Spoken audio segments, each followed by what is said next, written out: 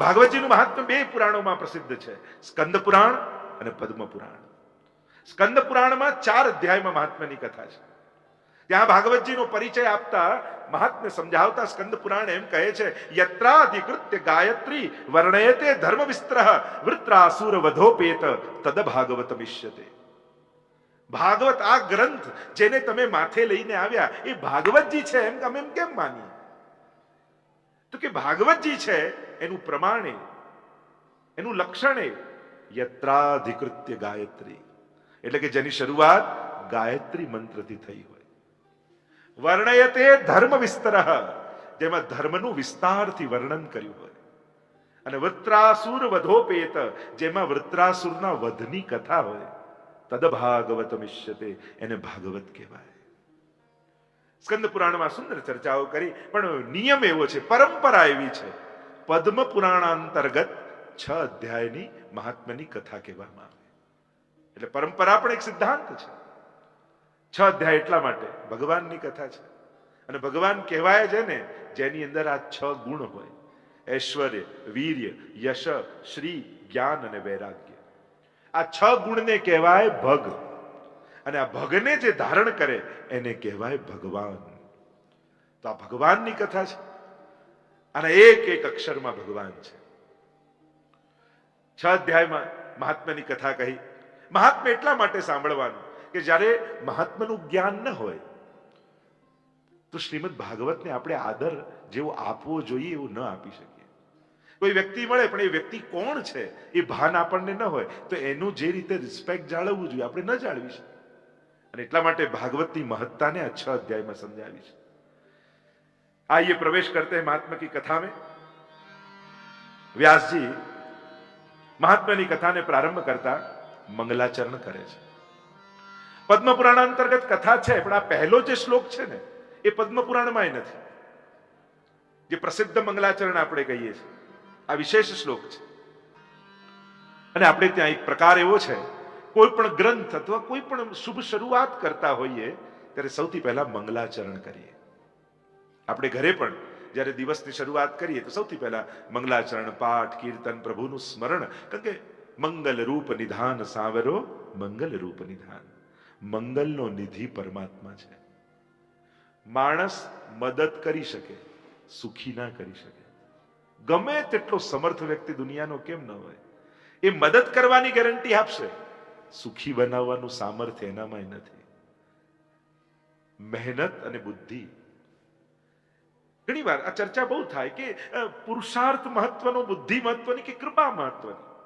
આનાથી આ બંનેમાં સબળ કોણ, સામર્થ્યવાન કોણ? ફરક એટલો છે, મહેનત અને બુદ્ધિથી ઘરનું સુખ મેળવી શકો, પણ ઘરમાં સુખ તો ઠાકોરજીની કૃપા હોય ને તો જ મળે. મહેનત અને બુદ્ધિથી ધનનું સુખ મેળવી શકો, પણ ધનથી સુખ એ તો ઠાકોરજીની કૃપા હોય તો જ મળે. મહેનત અને બુદ્ધિથી વ્યવસ્થા ઊભી કરી શકો, પણ કથા તો ઠાકોરજીની કૃપા હોય તો જ મળે. આપણે વ્યવસ્થાઓ કરી શકીએ, પણ આ લાભ લેવો એ તો ઠાકોરજીની કૃપા હોય. મહેનત બુદ્ધિથી પરિવાર ભેગો કરી શકો, લોકોને ભેગા કરી શકો, સ્વજનો ભેગા કરી શકો, પણ પરિવારનું સુખ એ તો ઠાકોરજીની કૃપા હોય તો જ મળે. ભેગા થયેલા વ્યક્તિઓ સુખના જ કારણ બને જરૂરી નથી. આપણા દુઃખનું કારણ શું છે? આપણે જ ઊભું કરેલું સંસાર, એ તો આપણા દુઃખનું કારણ છે. સુખની કલ્પનાથી ભેગું કરેલું સંસાર, એ તો આપણા દુઃખનું કારણ છે. એક વ્યક્તિ ગયો કે પ્રભુ આ નથી, આમ નથી, આમ નથી, હું બહુ દુઃખી છું. ભગવાન કહે તે માંગ્યું એ બધું મેં આપ્યું, તું એનાથી જ દુઃખી છે. તે તારી જ માંગણી તારા દુઃખનું કારણ છે.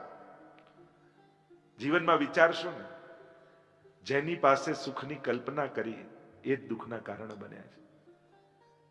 એટલા માટે મંગલ એ ભગવાન છે. મંગલાચરણ, મંગલ ઉચ્ચારણ, મંગલ આચરણ, એટલે કે શાસ્ત્ર મંગલ ઉચ્ચારણથી મંગલ આચરણ સુધી આપણને લઈ જાય છે. દર્શન કરતા 10 મિનિટ લાગે, પણ દર્શન કરવા જવું છે એ વિચાર આવતા આવતા 60 વર્ષ જતા રહે છે. બાકી દર્શન કરવામાં તો 10 જ મિનિટ લાગવાની, પણ સીડીઓ ચડતા હવેલીના જ્યાં સુધી 2 જણના ટેકા ન મળે ત્યાં સુધી એ વિચારે નથી આવતો. અને પછી ચાલીને જઈ નથી શકતા, લોકો ઉચકીને લઈ જાય છે. જો ફરક એટલો જ છે, છેલ્લે તો જવાનું જ છે એના શરણમાં. ફરક સમજણનો એ છે, તમારે તાંબાના લોટામાં લાલ કપડામાં બંધાઈ પછી ગંગા સ્નાન કરવા જવું છે કે ટિકિટ કપાવીને પોતે ડૂબકી લગાવીએ, તમારે નક્કી કરવાનું. બાકી છેલ્લી ગતિ તો બધાની ત્યાં જ છે. ઘરના લોકો લાલ કપડામાં તાંબામાં, તમે જન્મ્યા એટલા વજનના થઈ, લગભગ એટલું જ વજન હોય જેટલું બાળક જન્મ્યો હોય, અને એ રીતે લોકો લઈ જાય એ રીતે જવું છે કે પોતે આનંદ કરતા કરતા જઈને યમુના પાન અને ગંગા સ્નાન કરવું છે, એ તમારી સમજણ ઉપર છે. અને તકલીફ માણસની એ છે, સમજણ માણસના સંજોગ કરતા હંમેશા મોડી પડતી હોય છે. કારણ કે આપણને સારા વિચારો સમજણ નથી આપતા, આપણને દુર્ઘટનાઓ સમજણ આપે છે. જો ઘણીવાર સંતો, આચાર્યો, મહાપુરુષો ગ્રંથો શીખવાડે ને તો આપણને મનમાં બેસે નહીં, પણ એકવાર જીવનમાં કોઈ મોટી દુર્ઘટના ઘટી જાય ને, હવે બધું સમજાઈ ગયું. પણ અરે તને પ્રેમથી શીખવાડતા હતા, તને કથા પછી પ્રસાદ લેવડાવીને ઘરે મોકલતા હતા, કહ્યું કે ઉતરી જાય પ્રસાદ જોડે, પેલું દવા લઈએ તો જળ જોડે ગટકાઈ જઈએ, તમને કે ચલો તને કંઈક સારું એવું કરી કે અંદર ઉતરી જાય, પણ ત્યારે સમજણ ના આવી. અને આવી દુર્ઘટનાઓ આપણને ઘણી વાર તકલીફ એ થાય. સજ્જનો ન શીખવાડે એટલી સમજણો દુર્જનો આપણને આપી જાય છે. જોજો, સંતો મહાત્માઓની વાત તો જે પ્રેમથી શીખવાડ્યું એ મનમાં નહીં ઉતરે, પણ કોઈ દુર્જન મળ્યો ને એણે કંઈક ખરાબ આપણી જોડે કર્યું ને પછી આ સંસારમાં કાંઈ સાર નથી, અરે કથા કઈ થાકી ગયા આજ વાત, પણ તને ન સમજાય, મહાપુરુષોની વાત સમજણ ના. એટલે કે સગવડતા અને સુવિધાઓ માણસને શીખવાડતી નથી, દુર્ઘટનાઓ શીખવાડે છે. કાલે અમારે વાત થતી કહ્યું કે આ કલયુગમાં પાપીને દુર્જનો આમ સમર્થ અને સુખી કેમ દેખાય? એમ લાગે કે મજા કરે ને સજ્જનોને જુદા જુદા દુઃખ આવે. મેં કીધું આ જ કલયુગની ચાલાકી છે. આ કલયુગની ચાલાકી શું છે? એ એવું બતાવશે કે પાપીઓ વધારે સુખી થઈ જાય, એને કોઈ તકલીફ ના આવે, એને પુણ્યશાળી ધર્માત્માઓ દુઃખી થાય, એને લોકો હેરાન કરે. આ કલયુગે ઊભું કરેલું નાટક છે. આ દેખાય છે, કોઈ બધા સુખી નથી હોતા, માણસના સુખ દુઃખ બધાના સરખા જ હોય છે, પણ કલયુગ એવી ચાલાકી કરે કે તમને પાપ કરવાની લાલચ પેદા થાય. એટલે આ કલયુગની ચાલાકીમાં ફસાતા નહીં. તમને એવું દેખાડશે કે સજ્જન સંતો દુઃખી, દુર્જનો મજા કરે, એને કોઈ કાંઈ ન કરી શકે, એવું નથી હોતું. પછાડ તો એમને ખાવી પડતી હોય છે, પણ પોતાનું સામર્થ્ય બતાવવા માટે ગાલ લાલ કરીને એ ઊભા હોય છે.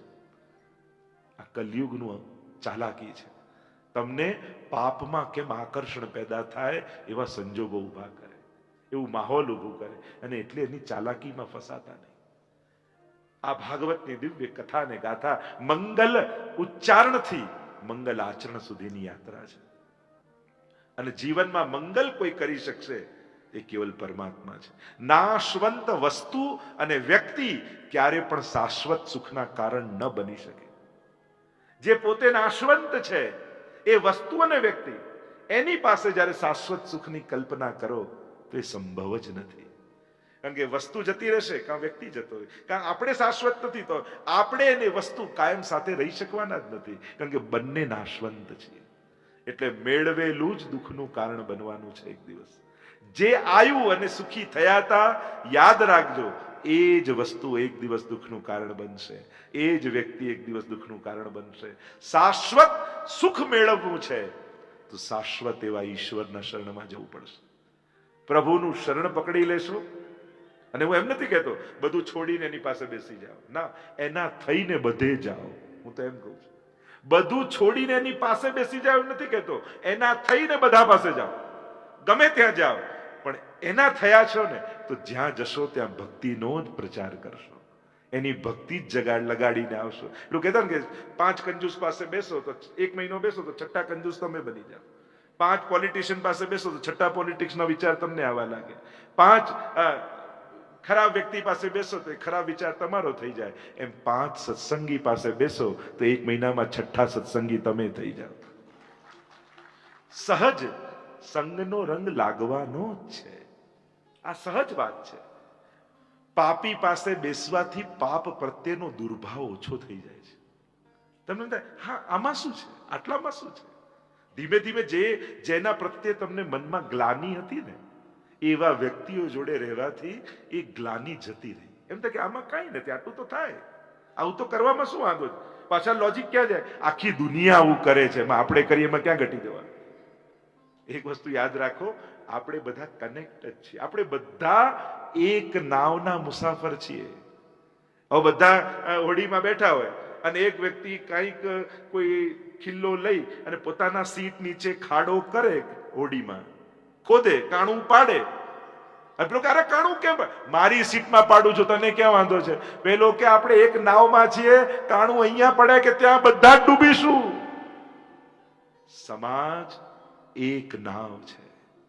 અને કોઈ એમ વિચાર કરે ને હું એકલો બગડું, એમાં ક્યાં કઈ જવાનું છે? અરે ના, આ નાવમાં જો કાણું પડ્યું ને તો એ બધાને ડૂબાડશે. ઘણી વાર એમ ઘણા લોકો અમે તો ઘરમાં બધું કરી લઈને બધું સાચવીએ, હવેલી ને આ બધું, આ બધી કાર્યો સત્કાર્યો ને આ બધા સોશિયલ, અમારે જોડાઈને શું કરવાનું? એક વસ્તુ યાદ રાખો, સમાજનો માહોલ બગડ્યો ને તો એનો રેલો વહેતો વહેતો એક દિવસ તમારા ઘરમાં આવવાનો જ છે. સમાજના માહોલથી ઘરને તમે બચાવી શકતા નથી. અને એટલા માટે સમાજ જ્યારે કોઈ ઉત્તમ કાર્ય કરવા લાગ્યું હોય ને ત્યારે જોડાવવું જરૂરી છે. અને તમારું ઘર પણ આ સમાજની એક કડી છે, અને એક કડી છૂટી તો તમે બચી શકવાના નથી. એટલે સમાજના ઉત્થાનના જ્યારે આવા યજ્ઞો થતા હોય ત્યારે જોડાવવું જરૂરી છે. મંગલ કરનારો પરમાત્મા છે, અને અહીંયા મંગલાચરણ કર્યું છે. મંગલ ઉચ્ચારણથી શરૂઆત, મંગલાચરણ, મંગલ ઉચ્ચારણ. તમારા દિવસની શરૂઆત આ જીભ ઉપર પહેલું ભગવાનનું નામ લઈ અને કરજો. નક્કી કરો, 24 કલાક ભગવાનના નામ નથી લઈ શકતા, વાંધો નહીં, પહેલો અક્ષર દિવસે જે નીકળે મુખમાંથી એ ઠાકોરજીનું નામ હશે. નક્કી કરો. ઘરના જ લોકોને, આપણે બહાર ક્યાંય કંઈ કરવા નથી જવું, ઘરના જે 4-5 લોકો છે ને, મળે દિવસે સવારમાં જય શ્રી કૃષ્ણ, એનાથી શરૂઆત કરો. અને બાળકોને પણ એ આદત જ પાડી દેવાની કે સવારે અને રાતના સૂતા જતા પહેલા ઘરના બધાને જય શ્રી કૃષ્ણ કરીને જવું. આ નિયમ છે. આખા દિવસમાં ક્યારે શું ઘટના ઘટે, કેવા મન દુઃખ પરિવારમાં થાય, કોને ખબર? પણ રાતના જ્યારે જય શ્રી કૃષ્ણ કરો ને ત્યારે ભાવ એ કરજો કે આપણા બંનેની ભીતર રહેલો અહંકાર, ક્રોધ, લોભ, ઈર્ષા, દ્વેષ આ બધું હારી જાય અને આનંદરૂપ, મંગલરૂપ કૃષ્ણનો જય થાય આપણા ઘરમાં, આપણા પરિવારમાં, આપણા સંબંધોમાં. કારણ કે સંબંધોમાં થતું રહેવાનું, સંસાર છે, આ બધું ચાલવાનું, થવાનું જ. ન થાય તો આશ્ચર્ય છે, પણ એનો વિરામ જો ભગવાન એ સમસ્યાઓના પૂર્ણ વિરામનું નામ છે. ભગવાન સમસ્યા નથી, એ સમસ્યાઓનું વિશ્રામ છે. સંસારમાં કોઈ પણ સમસ્યા આવે ને એને ભગવાનના નામે વિરામ આપી દો કે ચાલો આજે આપણું મન દુઃખ થયું ને, રાતના સાથે બેસી આપણે આશ્રયનું પદ ગાઈશું, દ્રઢઈને ચરણને કેરો ભરોસો, એક અષ્ટાક્ષરની માળા કરીશું અને આપણા બધા મન દુઃખને અહીંયા જ વિરામ આપી દઈશું. ઠાકોરજીના ચરણોમાં વિરામ, અને તો જ જીવનમાં વિશ્રામ પ્રગટ થશે. પ્રભુનું નામ જીભ પર આવે એનાથી ઉત્તમ મંગલ બીજું કાંઈ નથી. તો મંગલ ઉચ્ચારણથી મંગલ આચરણ સુધીની યાત્રા. આવો વ્યાસજીની સાથે મંગલાચરણનું સ્મરણ કરીએ. શ્રી કૃષ્ણાય વયમ નુમઃ. નુમ ધાતુ પ્રશંસાના અર્થમાં છે. ઘણા લોકો નમઃ, નમ નથી, નુમ છે. નુમ પ્રશંસે, અમે એની સ્તુતિ કરીએ છીએ, અમે એને નમન કરીએ છીએ. કોને? કોણ છે પરમાત્મા? પગે કોને લગાય, કોના ચરણે પડાય. એટલે હું કથાઓમાં કહેતો, જેને પગે લાગવા જેવું છે એને નહીં લાગો ને તો ન લાગવા જેવા લોકોને રોજ પગે પડવું પડશે. અને એટલા માટે જેને પગે પડવા જેવું છે એને રોજ પડો. અને કોને પડાય? જે સર્વ સમર્થ હોય એની આગળ જ નમાય, એના જ ચરણે પડાય.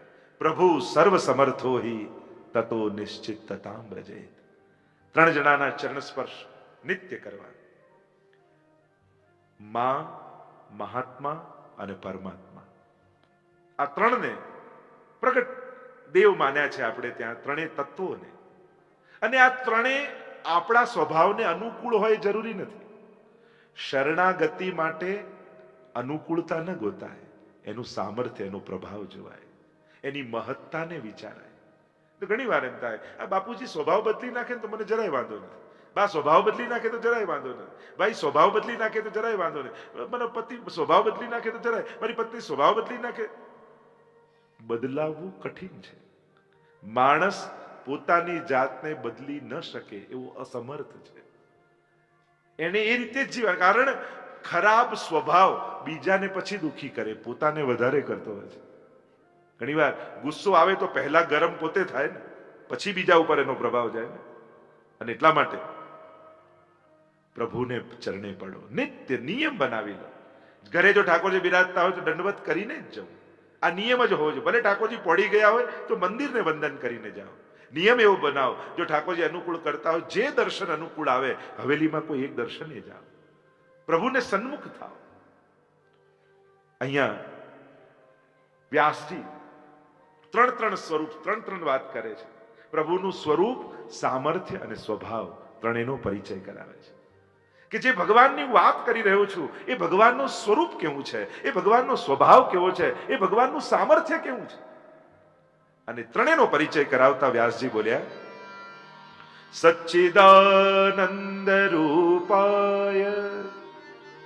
कैसे हैं प्रभु?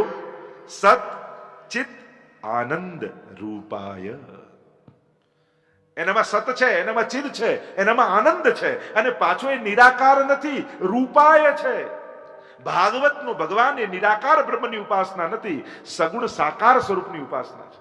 રૂપાય છે, સુંદર રૂપ વાળો છે. એટલે કે એવો છે જેને આંખો જોઈ શકે, જેને કાન સાંભળી શકે, જેને હસ્ત સ્પર્શ કરી શકે, એવો અમારો ઠાકોરજી છે.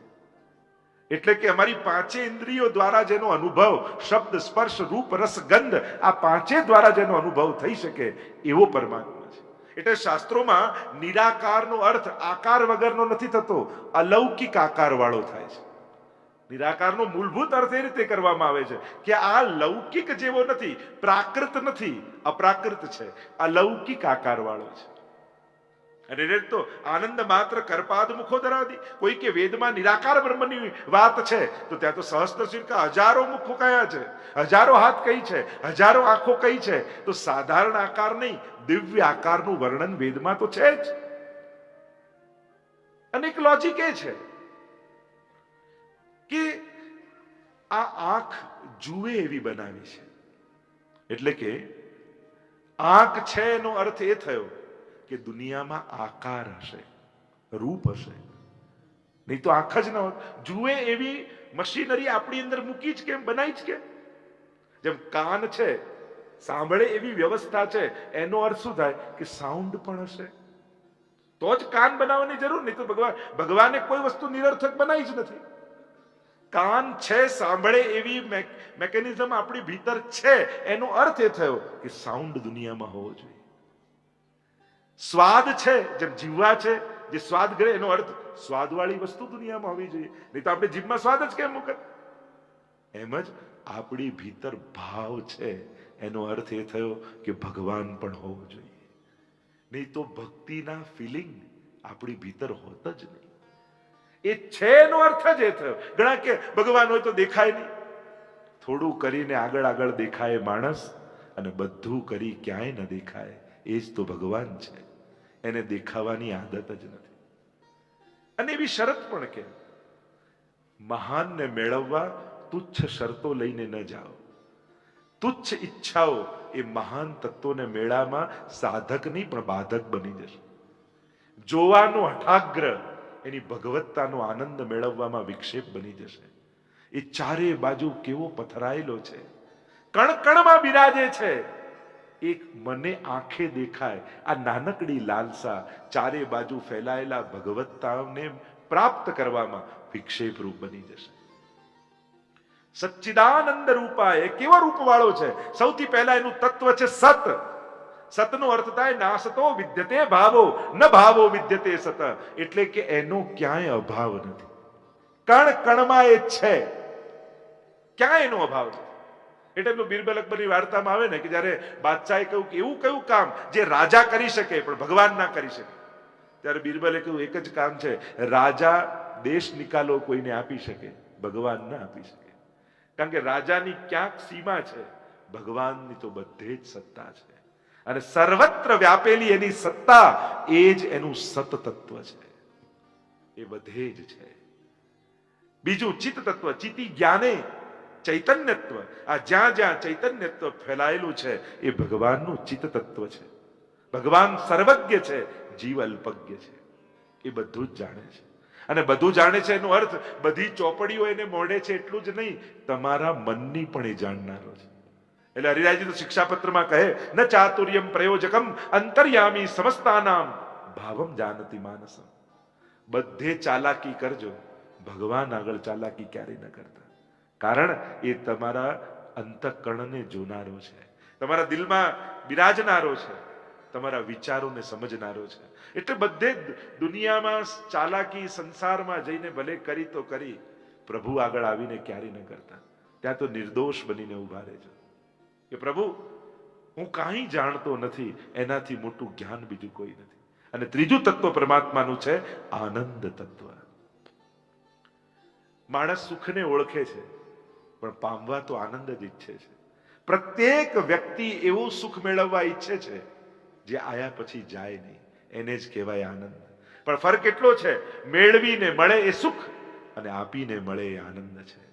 જમીને મળે એ સુખ, જમાડીને મળે એ આનંદ છે. લઈને મળે એ સુખ, આપીને મળે એ આનંદ છે. અને ભગવાન એટલે જ તો નંદ મહોત્સવમાં લૂંટાવીએ છે ને, આપીએ છે, લેતા નથી. દરેક વ્રજભક્ત લૂંટાવે છે, કારણ કે આપવામાં જ આનંદ પ્રગટે છે, લઈને તો સુખ મળે છે. આ જ ફરક છે. તમે ભૂખ્યા રહ્યા પણ મહેમાનને જમાડ્યો, તમે જમી ન શક્યા છતાંય જમનાર કરતા પણ જમાડનારને કેવો આનંદ હોય છે. જે જમીને ગયો એ સુખી થયો, જમાડનારો આનંદને પામ્યો. આ આનંદ તત્વ પરમાત્માનું છે. તો આ રૂપ પરમાત્માનું સત ચિત અને આનંદ રૂપ કહ્યું કે કરે છે શું, તો કે વિશ્વોત્પત્યાદિ હેતવે, વિશ્વની ઉત્પત્તિ સ્થિતિ અને લય કરે છે. આ જે કાંઈ પણ સર્જન દેખાય છે એ પરમાત્માએ પોતાનામાંથી કરેલું સર્જન છે. એક ટાંકણીને જોઈને પણ આપણે માનવા તૈયાર નથી થતા કે આ એમને બની ગઈ, તો આખા બ્રહ્માંડને જોઈને કેમ માનવા તૈયાર થઈએ કે એમને બની ગયું. કરતા વગર ક્રિયા થાય કઈ રીતે? આ સમસ્ત સૃષ્ટિનો કરતા એ પરમાત્મા છે. એ વિશ્વની ઉત્પત્તિ સ્થિતિ કરે છે, પાલન એ કરે છે. આજે સંસાર ચાલી રહ્યો છે, કોઈ કે હું ચલાવું, કોઈ કે પેલો ચલાવ. જો બે વસ્તુ માણસ બોલે ને ત્યારે ભગવાનને બહુ હસવું આવે. એક, હું નહીં રહું ને ત્યારે ખબર પડશે કેમ બધું ચાલે છે. અને બીજું, મેં મારા ફ્યુચરનું બધું પ્લાનિંગ કરી લીધું છે, મારે હવે કોઈ ચિંતા નથી. આ બે વાતમાં ભગવાનને બહુ હસવું આવે. ઠાકોરજી એમ કે આ તારું પ્લાનિંગ છે, મારું તો કંઈક જુદું છે. ભગવાને આ દુનિયામાં કોઈને એટલા મહત્વના બનાવ્યા જ નથી કે જેના જતા રહેવાથી ભગવાનના કામ રોકાય. ચલાવનારો ઈશ્વર છે, એ જ કરે છે. કેટલા નેતાઓ આવ્યા, મહાત્માઓ આવ્યા, રાજા મહારાજાઓ આવ્યા. આ નહીં રહે તો શું થશે, આ જતો રહેશે તો શું થશે, આ નહીં હોય તો શું થશે. બધાએ ગયા છતાંય બધું જ ચાલે છે. ચલાવનારો ઈશ્વર છે.